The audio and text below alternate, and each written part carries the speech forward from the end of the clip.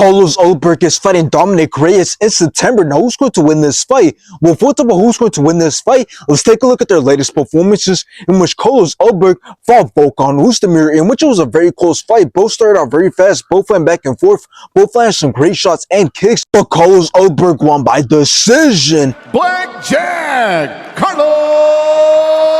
And after this, Carlos Ulberg went on to fight Jan Blachowicz, in which it was a very boring fight. Both started out very slow. There was no action at all, but Carlos Ulberg won by decision. Carlos Blackjack!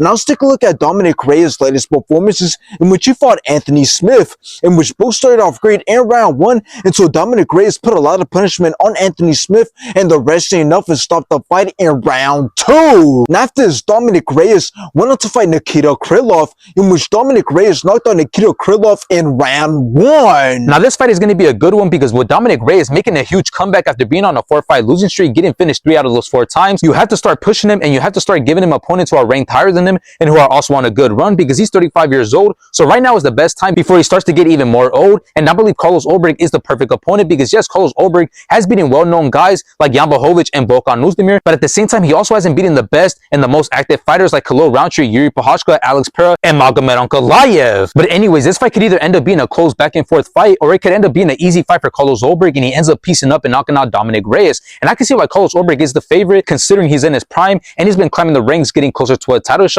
But we have to give Dominick Reyes his respect, and he cannot be overlooked by Carlos Ulberg because he's on a 3-fight winning streak, stopping those 3 opponents. Yes, they weren't the best and most dangerous guys, but Dominick Reyes still showed his skills. So in the end, I want to see Dominick Reyes look good, and I want to see him give Carlos Ulberg a very good fight, but realistically, he shouldn't be the one to come out on top in this fight. Carlos Ulberg just has the speed, movement, and power to give Dominick Reyes problems and knock him out. So I got Carlos Ulberg winning this fight, but I wouldn't be mad if Dominick Reyes manages to come out on top.